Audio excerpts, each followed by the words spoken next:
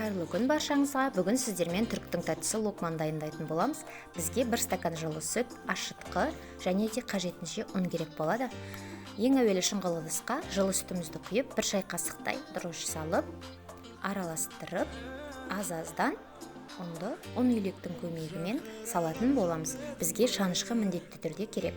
Шанышқының көмегімен араластыра отырып, қоймалы жың сұйық емес, қамыр емес, орташа қоюлықтағы қамырды дайындайтын боламыз. Міне менде осындай орташа қоюлықтағы қамыр дайын болды. Көтерілуге жылы жерге жарты немесе 1 сағатқа қоятын боламыз. Онан соң бізге сироп қажет болады. Сиропқа 1 стакан, яғни 150-200 граммдай қант, 200 граммдай су және де 1 шай қасық бал қосып 5-7 минуттай орташа отта қайнауға қоямыз.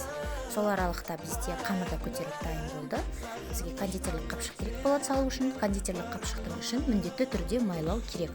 Майламасаңыздар қамыр жабысып, кесу қиын болады. Осылай кондитерлік қапшыққа салып, орташа отта пісіреміз. Арасында сиробымызды қозғап қоюды ұмытпаңыздар. Қайшы өткір болса тіптен жақсы. Осылай видеода көрсетілгенде кесіп өлшемін өздеріңіз таңдайсыздар. Үлкен, орташа немесе кіші қылсаңыздар да өз еркілеріңізде. Мен орташа домалақтықта кестім.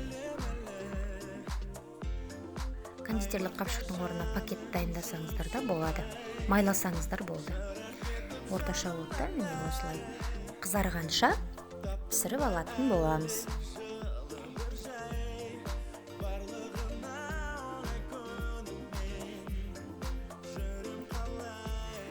Сиробымызды ұмытып кетпеңіздер. Сироп 5 минуттай қайнаса жеткілікті.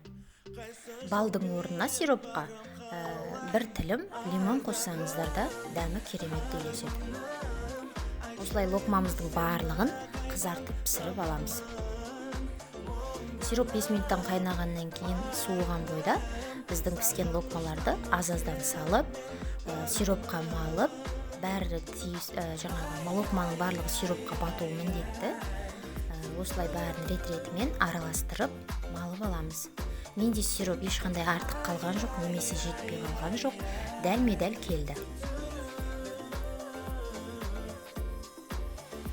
Өте оңай, әрі жылдам, чак-чактың орнын басатын тәтті десек те болады. Жасап көріңіздер.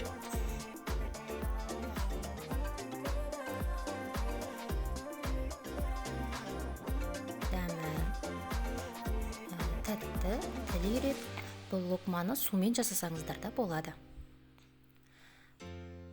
Ас болсын.